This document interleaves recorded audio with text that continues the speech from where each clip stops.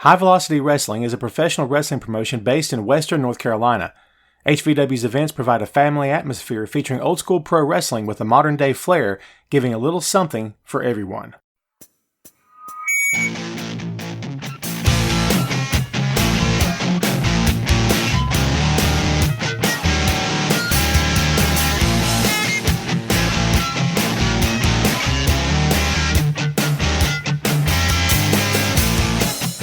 Hey, what is up? Welcome to the HVW Podcast, the official podcast for High Velocity Wrestling. I'm your host, Tom Clark, and we're here to give you the latest news and rumors surrounding the best pro wrestling promotion in the Carolinas, as well as exclusive interviews that you will only find here. Please remember to visit us online at highvelocitywrestling.com and follow us on all of our social media, including Facebook, Twitter, and Instagram. The links are available in the episode's description. This is episode number 9, and we're back to the show once again. Even with all the troubles going on in the world around us, we're still finding time for pro wrestling, the sport that we love, and of course, yes, for HVW as well. We're excited for this episode, folks. As you know by the description, you know who we've got on deck today. We have one of HVW's next generation of stars here with us. This, my friends, is the Eye of the Tiger, John Matthews. John, thanks much for joining us here today, my friend. How are you? I'm good, brother. How about you? Doing good, man. Doing good. Good to hear your voice. Hope you're doing well. I recently talked to both Jake Jacobs and Austin Jordan about what they're doing and how they're handling the crisis of the coronavirus, as they're calling it, and that's happening around us. So I'm going to ask you the same question. How have you been doing through all this? How have you been holding up? Brother, just trying to keep sharp on wrestling, studying wrestling tapes and just trying to study my craft, trying to work out as much as I can. Can't really work out because the gym's being closed and everything. So I go for a run and everything like that, just trying to stay in shape, brother. Yeah, I hear you. I'm getting a lot of the same thing from the other guys as well, just trying to keep their minds, like you said, focused on task, on target. It's definitely been a change of pace for everybody, for sure, me included. I mean, all of our lives have essentially sort of at a standstill at this point. Like, you still have to live, but a lot of the things that you do every day are, they're having to come to I guess hit the pause button, at least for right now. You said you were studying tapes. Who is it that you're watching? Anybody in particular? Any company in particular? Or who all are you watching right now? Brother, I'm just watching anything I can. I go back and watch my old matches. Try to study on myself, trying to see what I need to work on. I go back and watch some old stuff, some new stuff. Just trying to get everything, trying to watch everything, trying to learn everything. You know what I'm saying? I hear you, man. Who's been someone that you watch? Is there anyone out there that you've kind of took inspiration from over the years? Anybody who's maybe their style or their promos or the way they carry themselves? Is there anybody that you look to in particular? I really like watching Leo Rush. I know I can't move as good as he can at the moment, but that's what I really like to watch. I like to watch the High Flying, like 205 Live, stuff like that. But I also like, some of the older stuff, like back in the day, like Randy Orton, Triple H, those kind of guys. They're real good. You know what I'm saying? Man, Leo is a powder keg. Leo is 100 miles an hour, man. It'd be tough for anybody to keep that kind of pace. I'm sure, not just you. I mean, he's all over the place. I'll say this though, he's good on the mic, and he's very competent in the ring. Sometimes I wonder if he moves too fast, if I can be critical. But, one of the old sayings, of course, is, if you go too fast, you're liable to miss something. And, you don't want to do that, obviously. But, I got a lot of respect for the guy, for sure. And, of course, veterans, like you mentioned, like Triple H and Orton, no doubt about it. As we said before, you are definitely one of the young stars of the company, man. You're a man who's been on the rise, and you're still establishing himself as you go. The thing is, and we're going to bring this up, and I know it's something you don't really like to talk about too much, but we're going to put it out there for everyone to hear. You're 0-2 so far in HVW, but I don't think that's an indictment on you personally of your skills or your ability. What's been your feelings so far on how things have gone for you in the company? Well, brother, I'm not, you say I'm 0-2. That's fine. Every time I come in the ring, I give it my 110%. I do everything I can to win the match. I give everything I can to the fans. I just go in there and try my best every time I'm in the ring. I don't give no slack at all. I just go in there and try to succeed every time I'm in the ring. Well, man, you're keeping a good attitude, that's for sure. I love the positivity. That's good stuff. How do you stay focused through all that? It sounds like you're able to sort of shake off the last show and just move on to the next one. Does that get to you at all? Are you able to just, turn the page that quick? Or is it like when you go home that night, are you rewatching the video, rewatching your match? I mean, how is it that you move from one show to the next and sort of keep your head up with it? Well, obviously it puts a damper on my attitude sometimes. It's real hard, going 0-2 like that. But I always have my matches recorded by my family, that come sometimes. Mm-hmm. So as soon as I get to the house, I watch it and rewatch it. And I watched a match 20 times in a row before just to see what I did wrong. Wow. And so you just got to keep improving. And I guess it's sort of a, does anyone watch it with you? I'm curious. Do you have veterans in the business who take a look at it, or have you approached anybody before sort of to get some guidance along the way, or what do you do when it comes to that? I've definitely taken the video and I've sent it to veterans like James Drake, like Mike, White Mike, veterans like that. I've sent it to Rob Killjoy. I've sent it to veterans to see what I needed to work on, and they definitely came back and told me some stuff.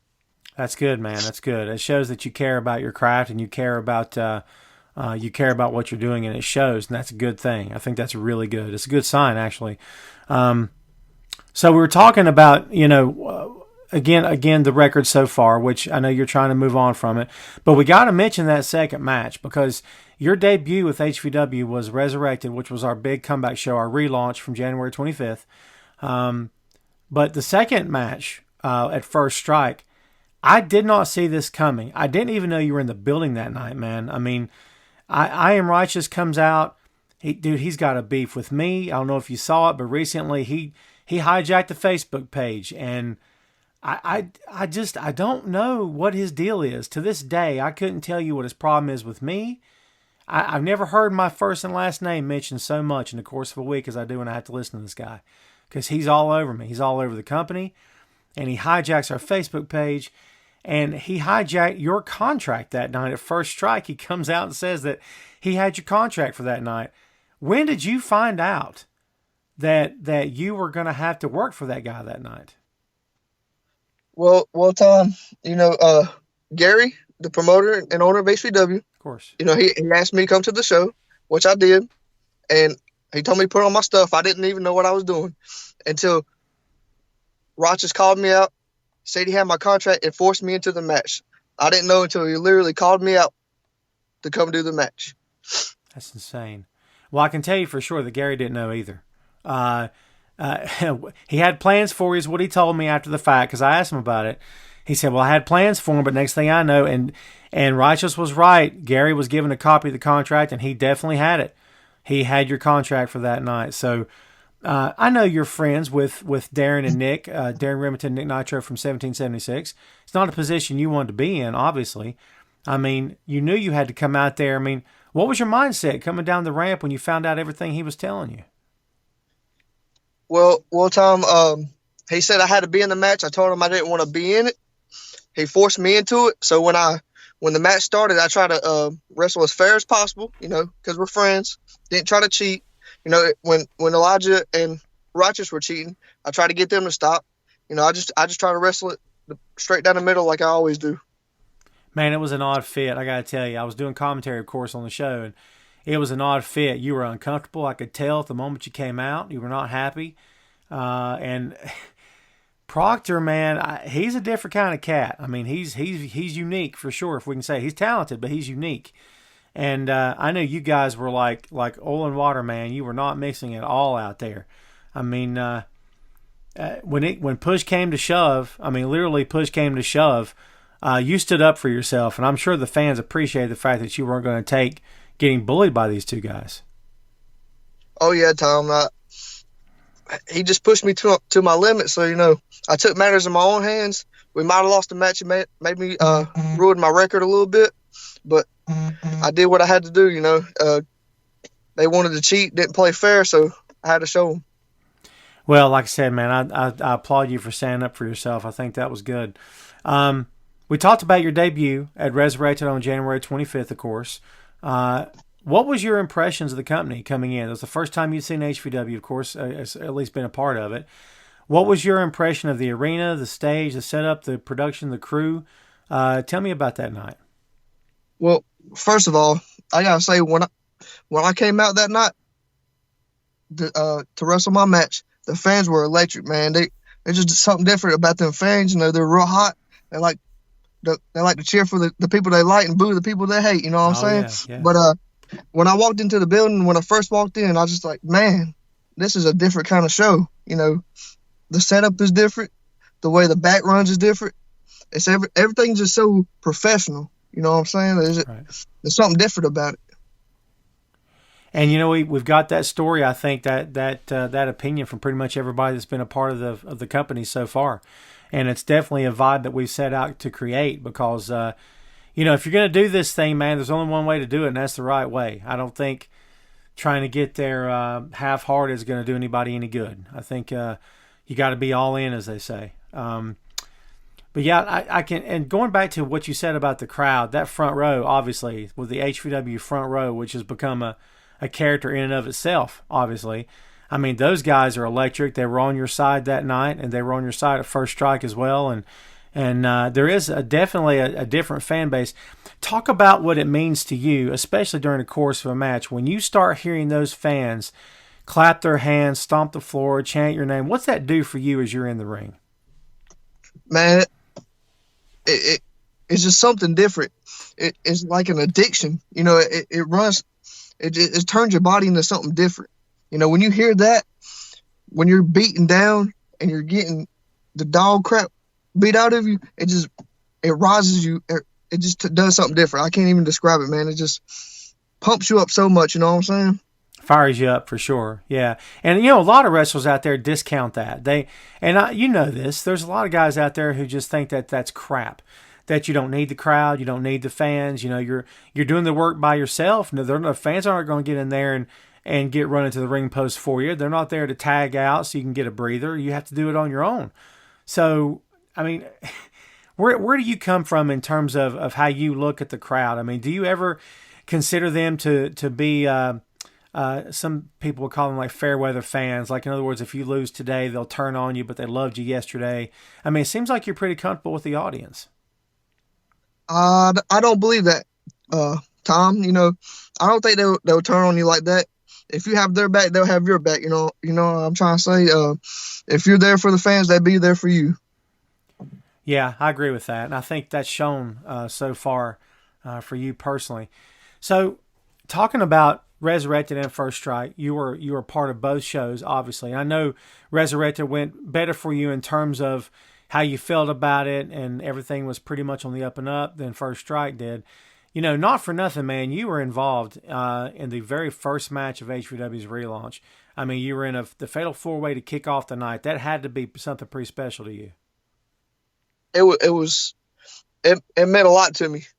You know, Gary came to me and he told me what match I was going to be in. He was like, this is the first match that you're going to be in the HVW seen in like 6 years. I was like, that's a lot of weight to carry on your shoulders. And we all four went out there and we killed it. And I just felt like we put on a really good match for the first match of HVW being back. Absolutely. It was, in case fans aren't familiar with this match or haven't seen it yet, it was you, Thomas Extreme, TGA, and Kid Holiday. And it was explosive from start to finish. All four of you guys brought everything you had to that match for sure. And I know you were disappointed because you didn't come out with the win, but you can't be disappointed with your performance that night. I'm sure you left that match with your head held high. Oh, yeah, man. I put everything I had into that match. I feel like all four of us did. I got to give it to not Thomas, TGA. He's really something different. He's really a defined athlete, man. He went out there and killed it. He surprised me a lot. He's he's so good, and he does all the little things so well. And like, you know, you see guys who are all over the place. They're trying to do too much at one time. I don't see any wasted movement when he wrestles a match. He rarely does anything that he can't do. He rarely tries anything that's above him or beyond him. Everything that he does, there's a purpose to it. And like I said, there's no wasted movement. Talk about studying someone, man. He'd be somebody for you to study for sure. Oh yeah, I've definitely seen TGA. I've watched his videos, but just being in the ring with him is totally different than watching him on a video. Oh yeah, and like I said, no waste of moving. It seems to come naturally to him for sure. Uh, so you're a fairly young guy, and I mean, I think the fans can tell that by looking at you. Obviously, how long have you been doing this so far? I've been wrestling for 2 years Hmm. now, but I've been training for a while.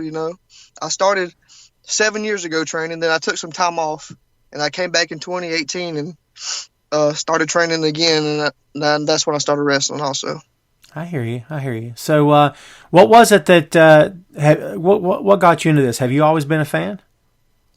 Me and my grandpa watched it when I was real little, about 4 or 5.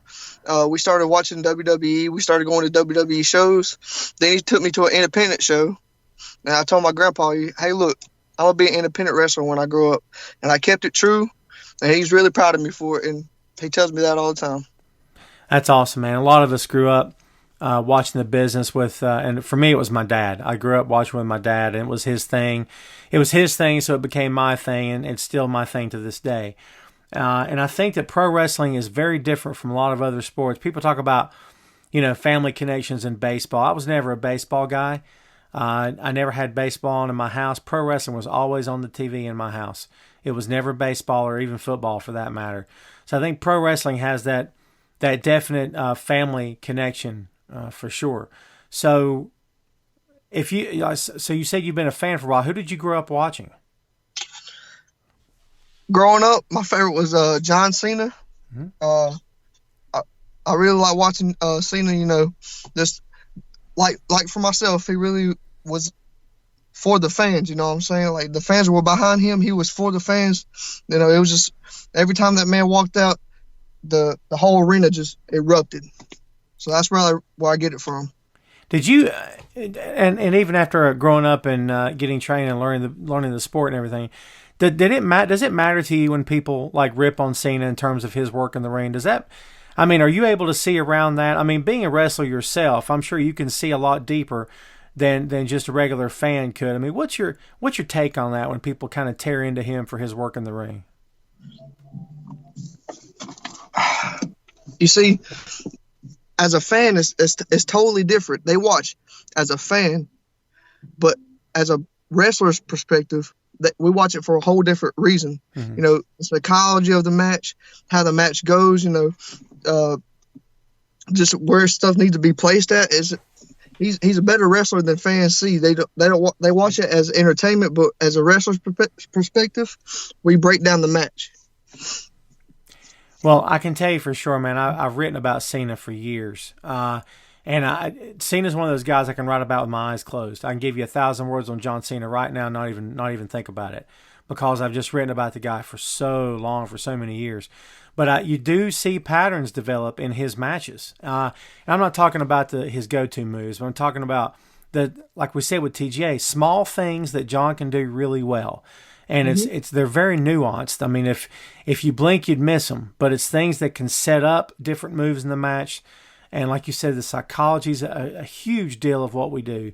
And he's a master at that. I don't think he gets enough credit, to be honest with you. I always thought that he gets too much flack. Oh yeah, man. People give him a hard time about his matches. They said he's not a good wrestler. Or I've heard that he gets pushed too much in the business. I personally think he's really good. Yeah, he's a really good wrestler, and he does really well in the ring, and he just does what he does best. Yeah, he's one of the things that's worked against him, and the same thing that worked against Roman for a long time too, was the idea of he's being shoved down our throats, and I heard that all the time. I mean, let's turn the tables and.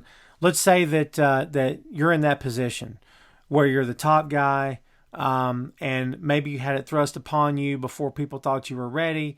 Whether or not that's true or not, how would you deal with that? How would you deal with when you've got like all these fans saying, "Well, he's pushed on us, and he's it's not his time, and we don't care for this guy. Why doesn't his character change and all that kind of thing?" How do you deal with that? I mean, what would be your way of dealing with that? Would you just consider it business and just try to deal with it? Well, Tom, you see, if that was me in that position, if it ever happens, you just go out there and you have the best matches you can. You give it all in the ring, 110% every time you step in the ring. You try your best to have a good match. You know what I'm saying? Like, you go out there and just do your best. Yeah, I mean, you kind of have to shut out the world around you and sort of focus on the task at hand, which is really all you can do. So you definitely grew up like a WWE kid, because by the time you're watching, if you grew up watching Cena, that means that WCW was shut down. There was no AEW. New Japan was going on, but you probably didn't have much access to it. I mean, when was the moment when you realized, hey, there's more companies out here than WWE? Were you aware of Impact Wrestling? I mean, when did you really start noticing the other companies of what the sport had to offer? I really started noticing other companies when I went to an independent show, and started training. Right. At those independent shows. Wrestlers told me to go study different wrestlers, and that's what I did. So for you, it's for you to start on the indie level, right? So that's how you started noticing. Yes, sir. I started, like I said, 7 years ago. I was 13 years old. So from like 5 to 13, I was all strictly WWE. Yeah, I hear that. And, and we talked about people giving Cena grief. I mean, people give WWE fans grief as well. But the good news about people like you is that you don't just see that company. I've written a lot of stuff about WWE over the years and continue to do so to this day.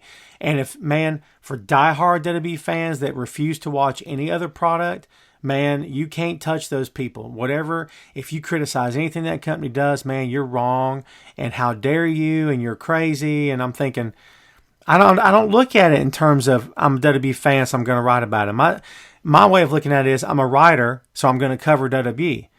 So I don't look at it in those terms. And it sounds like you're able to separate that, like you don't get easily offended by someone, because you can actually see outside the WWE perspective. Said you were growing up as a fan of WWE. Is that something you envisioned for yourself as a kid? Did you picture yourself as being a WWE superstar? Yeah, man. I always see myself as being a WWE superstar. I've always wanted to be a WWE superstar. I still do. I always want to make it to the top, make money doing this business, whether that be Ring of Honor, New Japan, AEW even, the newest company out. Really like it. I just want to make money in this business, man. Well, I can tell you for sure, man, something I've noticed about you from day one is that you're willing to learn. You're willing to take criticism. I've watched you with other guys in the ring kind of working out and stuff, and you always listen. I've watched you teaching guys as well. How long have you been working with like students coming up in the game? How long have you been doing that? It's something new to me, because I don't feel like I should be teaching the new guys yet, because I haven't really learned anything myself. I want to get a couple of more years in the business before I try to help others. But Gary, the trainer and promoter of HVW, came up to me and asked me to show the guys some moves, so that's what I was up in there doing. Well, I know my son took a liking to you for sure, because you're just you're very down to earth guy, and very approachable, which I know is something that has really connected you to the fans. And I know you told me after First Strike that you were very concerned about how the crowd was going to react, seeing that you were out there with Righteous and Proctor, which is a place you didn't want to be in. And I knew that it was really weighing heavy on your mind. But it looks like the crowd has moved past that. I mean, have you gotten that feeling so far? I feel like I have, but in a way I haven't, because I feel like the fans are still a little bit confused of what happened at First Strike. But we're going to move past it, and I think the fans, are going to understand what happened. He had my contract and everything. I was forced into the match. I think we'll get past it. So we talked about how long you've been training, how long you've been wrestling. Who trained you back in the day? I've been trained by many different wrestlers. When I first started training, I was training under a guy named Wicked, or David Reimer. He's no longer with us. Rest in peace. Oh. But then I came back and I started training under somebody named Rage Davison. I don't know if you know who that is. Mm-hmm. But shortly after, I moved to a guy named Kid Chaos. Kid Chaos and Rex Rumble. those are the guys that trained me to actually start becoming a professional wrestler. That's why I trained under the most. And then I found Gary, and Gary came to me and asked me if I wanted to train with him. I said, of course. I'm always looking to get better. And ever since then, me and Gary have been training together. I've been training with Gary. He thinks a lot of you, man, for sure. We've had a lot of conversations about you. I can tell you that for sure. And he sees something special in you, and I think the fans do too. And I think he sees potential. And one thing that Gary's always had an eye for is what somebody could be. Not necessarily what they are today, but what they could be if given enough time, given enough training. And the good thing about him is that when he sees that in you, 9 times out of 10, he doesn't let that go. He wants to see it through. No matter where it may end up going, he wants to see it through all the way. So I know that he's got that for you right now. So you've been in HVW and as we said at the jump at the beginning of the show, the situation in the world has shut us down. The COVID thing is just, it's at all-time high. We've not yet reached the peak in this state, unfortunately. I'll be glad when it's over, obviously. But we're shut down right now. There's not much going on. But even with that being the case, I mean, is HVW home for you now? Is that how you're thinking about it? Yes, sir. HVW is my home. That's where I train. That's why I want to be. I want to be at the shows. I want to be at HVW. There's nothing like it. Well, and as I said before, I repeat myself a lot here sometimes, but there's been other guys that say that exact same thing as well. So you grew up talking about being a fan. I always like to ask the Mick Foley question. And, of course, we know that Mick Foley was inspired to get into the sport when he saw Jimmy Snuka live in Madison Square Garden. He saw Snuka come off the top of the cage, and he said, at that moment I knew I had to do this. Was there a match for you that stands out as the moment where you said, okay, I have to be a wrestler. This is what I want to do now? I wouldn't necessarily say a match. It all started when I started training. The first day I started training, I just fell in love with it. I don't know why. I mean, it hurt. I can tell you it hurt a lot when I first started training, but I loved it. There was just something about wrestling that I can't put my finger on it, but I just love it. And, to that point, I think it's a very different situation for younger talents than it is someone who's a little older, like even someone in their 20s to early 30s. I think it's different for a younger talent because it seems like the ability to hit the mat a lot faster, to attack the mat, as they say. I feel like it's there for a younger guy than it is someone a little bit older. You're not as skittish about it. It's not like cringeworthy having to hit the mat. Like you sort of like, okay, how does this feel? Okay, that hurt like crazy. Let me try it again. And instead of like sort of sitting back and waiting for it to happen, you just keep going to it. And I think that's an advantage that you'd have over someone who, say at age 25, decided they wanted to be a wrestler. I think that's something that you've got ahead of them for sure. Well, like I said, Tom, I started training at 13, so I was real young. I played football back then. I was used to getting hit like that. So I did school wrestling and everything like that. So I mean, the contact really didn't bother me, and I wasn't scared to hit the mat neither. I was doing it. Just trying to learn everything I could in a short amount of time because I was trying to really be a wrestler. But I didn't know back then that it takes a lot more training than that. But like I said, I was young, so the contact didn't bother me. Right. It reminds me of Ric Flair's story about getting into the sport when he showed up at Vern Gagne's camp and he was a bodybuilder. I mean, Rick was thick and he was ripped. And he tried to get up and down off the ground however many times Vern told him to, and he couldn't do it. He was blowed up. He was breathing hard. He left after the first day and quit because he didn't know that the cardio was so intense. He thought, well, the wrestlers are big and they're bulky and they're muscled up, but that's not the truth at all. Like your cardio has to be off the charts. I mean, when through the years as you've trained, have you gone through drills where you're just wanting to lay there and not get up because you just can't get your wind back? I've definitely been through a lot of drills like that, Tom. I will say that the in-ring cardio for professional wrestling is different than any other cardio you're going to have for any other sport. It's a whole lot harder to get in-ring shape than in shape for anything else. And we've seen over the years NFL football players, some of the biggest, best players in the sport, will come through and have one match and come out of it saying, I'll never do it again. That was the hardest thing I've ever done because, like you just said, they underestimate it. They don't know how hard it is, which is, I guess why pro wrestlers have such an easy job of translating to other sports, even if it means learning the game, because they don't lose their breath. They can go a lot longer than a typical athlete can. Have you find that that's helped you in other areas of life? Like if like say, just for example, say it's a really hot day, you're outside, if you're like, for example, doing yard work or something, I mean, you've already got sort of the cardio down. Has that helped you out in other areas? It's definitely helped me out, doing outside work, going to playing other sports, recreationally, basketball, stuff like that. Right. Because in different other sports like that, you're not getting the air knocked out of you like you do in professional wrestling. So it's a whole lot easier to get the air back into your body than professional wrestling because you're not getting it constantly knocked out of you, if you know what I'm saying. Oh, yeah, for sure. I think there's benefits to that, no doubt about it. So I've had, as I said before, we've interviewed several guys here on the show from HVW, of course. And one of the things I always talk to them about is like the difference between, who you are in the ring versus who you are when you're not in the ring. So when it comes to you personally, and the match is over, you're in the locker room, you're getting your breath, you might be toweling off. I mean, you're just sort of relaxing now and sort of coming back down.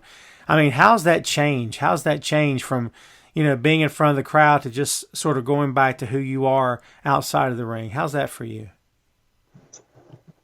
I personally haven't changed at all. When the match is over, I don't change at all. I'm the same person out in the ring than I am outside of the ring. I'm just turned up, amplified to 100,000, way up. It's just me turned up way up. Right. Just the volume turned up. I get you. Mm-hmm. So the Eye of the Tiger nickname, I'm curious about this. And I think I know a little bit of the backstory, but why don't you tell the fans who may not be familiar about where that comes from?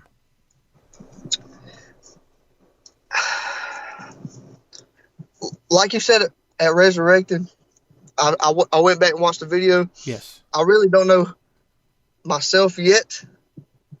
Gary kind of helped me come up with it. I started out as the young Tiger, John Matthews, trying to make something marketable of myself, try to sell some stuff. Right. And then Gary came to me and said, why don't you change it to the Eye of the Tiger? It sounds, you ain't always going to be young, so you just change it to the Eye of the Tiger. And we could change it to a whole lot more. You could make a whole lot more merch and gear and everything else. And I was like, you know what? I guess I'll do it. We'll do that. And that's a big deal. I mean, merch is a big deal for anyone on our level because you get paid what you get paid to be on the event that night, at the show that night, obviously. But there's a lot of guys and gals out there that can make a considerable amount of money just by selling T-shirts, wristbands, DVDs, hats, flyers, whatever it is they have to sell. So I think that's some great advice from him for sure. How are you when it comes to dealing with people? Are you able to sort of stand behind a table and say, hey, in other words, can you be a salesman when it comes to that kind of stuff? I think it all comes down to how you talk to the fans, how you treat the fans. I can be a salesman because I sold Rainbow Home Cleaning Systems back in the day. So I can't say I'm a salesman because I used to do it. So, I mean, I think I can. Right. I hear you. So, yeah, like I said, it's just a matter of getting out there, being comfortable, being confident. I through high school, man, I was not the guy to talk to people. I was an introvert. I was a comic book nerd. I was a pro wrestling nerd. I mean, that's who I was. I mean, I still am, if I'm being honest about it. But I wasn't really much into talking to people. When I got out of high school and got my civilian job, as they say, where I'm dealing with the public all the time, it could be a lot easier to talk to people. And I'd done it for so long that the first time I stood in a ring and cut a promo as a manager, it came 100% naturally. I'm not saying it was the greatest thing anyone's ever heard, but I didn't get nervous. It didn't bother me. And suddenly I'm like, okay, I can talk in front of people. I mean, how's the promo part of this? And it's a very important part of what we do. It's not just what you do in the ring, how you connect to the crowd. They're all very important factors. But when it comes to someone sticking a mic in your face or telling you, hey, this is your time to shine, how's that been for you so far? I ain't gonna lie, Tom. I'm not real good with the promos. If somebody does give me a mic and say, here, cut a promo, I just really take the emotion that I feel about the situation and I put it into the promo. I tell them how I feel about it. I tell the fans about everything about the situation. I direct the situation how it should be directed. You know what I'm saying?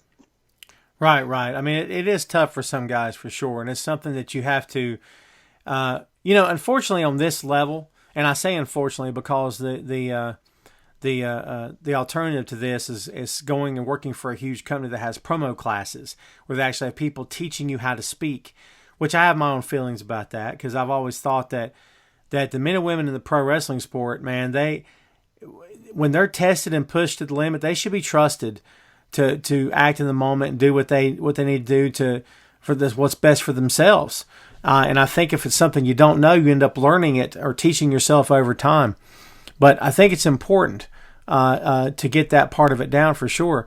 And as I was going to say here, I think it's an odd deal because we don't really have anybody on our level that's really, I guess you could say, quote unquote, coaching guys up, unless you just have a trainer that focuses on that. And I've heard about that happening before.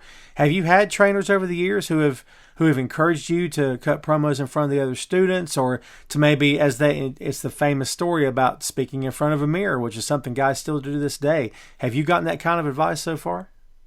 I've always been told to talk in front of the mirror, cut promos on your toothbrush, yourself, something like that, but I've never had a trainer come up to me, actually try to teach me how to cut a promo. I think it would help me a lot and the other guys, but I just haven't met a trainer that's, like, hey, we're going to work on promos. I haven't had that yet. And I need it, but I just haven't came up with somebody with that yet. I've heard those stories, specifically about George South, for sure, taking the time, and somebody else, Tom Pritchard, I've heard that about as well. That they take that time amidst all the in-ring stuff and everything to get with guys one-on-one and the women, of course, and to teach them as well. We talked about you coming into HVW. It's a new day for you. It's a new day for the company. It's our relaunch, of course. We've been going strong since Black Friday of 2019. One of the things that we've done has been the rise of the women's division in HVW. You came along at a time when women's wrestling has sort of taken over. It's everywhere right now. How's this experience been for you, being in the locker room? Not to sound odd or anything, but you're sharing the locker room with a woman. They've got their own part of it, obviously, where they get dressed and everything. But has that been a change for you, or you sort of always have come up with that around you, haven't you? I have always came up around female wrestlers. Even when I started training 7 years ago, they have female wrestlers, so it hasn't really been a change for me. But I will say women's wrestling is evolving a lot and becoming a bigger and bigger thing each day, and I'm just proud of them. They're just showing the guys that they can work on their level. Oh, for sure, yeah. And I've always said if somebody has the motor and they can go, they can get it done, then it doesn't matter who or what they are. Just let them wrestle. And that's always been my opinion, even back during the Attitude Era when women were treated like nothing but glorified sex objects, for goodness sake. My opinion then was the same as it is now. If they can wrestle, let them wrestle. All the other hoo-ha needs to take a back seat to it because the important part is the work between the ropes. So I think it's a good thing, as you just said. Well, as you know, the HVW's relaunch you're in the midst of it right now. The next generation is coming in. You're a part of the stars of the next generation. There's been some pushback from some veterans now, specifically Crucifix. He's a former HVW champion. He's been very outspoken against guys like TGA, Mitch Hurley, Austin Jordan. He's been very outspoken. He believes that there's no one of the younger generation that's fit enough to take the torch if he tries to pass it. There's no one to pass the torch to, in his words. What's your response when you hear a veteran like Chris, who is trusted and respected as part of this company, give that pushback that he doesn't see any new talent coming along that could even test him? Well, you talk about Crucifix passing the torch. Well, I don't think Ken Magnum is taking on that too well, because I believe that he thinks that he still has the torch as well. And in the words of Ken Magnum, the whole locker room is doing great things as a whole. I believe that the younger talent is showing the veterans and everything that we can carry along with them just as good as they can with us. I think it's just one of those things. Yeah, and like you said, Ken has had a huge problem with Chris, and mostly because Chris called him out from the very beginning, which was odd. Then he tried to backpedal and say that Ken had a problem with him, and it's a very bizarre situation. But yeah, it's one to keep your eye on for sure. So how's it feel being part of this so far? I mean, I know, like we said, we're only 2 events in. What are your goals being in HVW at this point? What are you looking for in the future? Tom, I'm just looking to really prove myself. Come out there and just show the fans that, that I'm here. I'm trying to prove myself as a wrestler, as a talent. I'm just trying to come out here and prove the veterans that I can wrestle. I'm just trying to come out here and prove myself. I keep repeating myself, but that's just really what I'm trying to do. No, it's all good. Well, you know that the HVW Championship is on the horizon. The HVW Tag Team Championships are on the horizon. I mean, I know you've seen the posts, you've heard the rumors backstage. I mean, the belts are coming. So, where's your head at in terms of championships right now? Are you there? Are you thinking about it? What's going on for you when it comes to that? Well, everybody always thinks about championships, right? But myself, I'm just trying to, fill things out at the moment. I'm still coming up new. I'm just trying to just fill everybody out. Just trying to show my presence in the locker room and in the ring. I'm just really just trying to. I don't know what I'm trying to say. Just get a feel for things, I guess what I'm trying to say. Oh, yeah, for sure. And it takes time. And I think you're doing the right thing by not jumping or diving headfirst into anything like that, because it's, I've seen guys over the years who do that very thing and they end up coming up short, and then it's the end of the world. And I'm like, well, you didn't have to go there to begin with. You could have just given yourself time. But I got to tell you, man, I think you'll definitely be a contender for any of the major championships when they finally come to HVW for sure. I think that you're learning as you go, which is a good thing. Everyone's still got something to learn. Even a guy who's been wrestling for 20 years has still got something to learn. I mean, you can be the best and get in the ring with someone that you've never seen a particular move done before and go, oh man, I could use that. So, yes, sir. There's always a way to learn. When it comes to who you have wrestled so far, and like I said, who you can learn from, who do you have your eyes on in the company right now that you look at, you could say, man, I'd love to wrestle this guy. I feel like I learned something from him. We talked about TGA already, but who else besides Moss are you looking at? Guys like James Drake, TJ Boss. I really like the New Age Villains. Mm-hmm. They could really work. Just all the veterans. I would like to wrestle everybody, try and learn something from everybody. I think it would be very beneficial. Well, you mentioned Boss. I mean, that's brother. If you got Boss on the brain, man, that's a big mountain to climb right there, buddy. Because he's all business, and I never met a Boss. Never met a wrestler he couldn't push down. So it's like I said, he's all business. That'd be a huge task for you. I mean, when you go in the ring against someone bigger than you, is it a different preparation in terms of where you're at mentally? Do you prepare the same for everyone, or do you take into account who you're wrestling first? Well, I prepare myself mentally, the same every time, but I do have to take in consideration who I'm wrestling at the time. For different opponents, there's different things. For people who are really fast, you gotta take out their speed. For guys who are really big, you gotta take them down, a different way. But I think I prepare myself, the same every time. Just take a consideration of who I'm wrestling at the time. Right, kind of change your game plan up where you need to. I'm sure. Well, I got to tell you, man, this has been fun. And as we said before, yes, we are shut down right now. That's the way of the world. We're all trying to be safe. We're all trying to stay healthy and protect each other and protect everybody from ourselves, that kind of thing, including friends and family. But HVW will be back, and I know you'll be part of the company. I know that the fans are listening to the show right now. So any parting words you'd like to leave the fans before we sign off here today? Of course, I would like to say thank you to the fans. Thank you for supporting me since day one. Thank you for supporting HVW. I hope you guys come back when all this COVID-19 stuff is done, and I hope to see you guys soon. Sounds good, man. Well, listen, John Matthews, thanks again for hanging out on the show today, man, and we're going to talk to you real soon. Yes, sir. Thank you. Thank you. Well, folks, I think that's going to do it here for us on the show.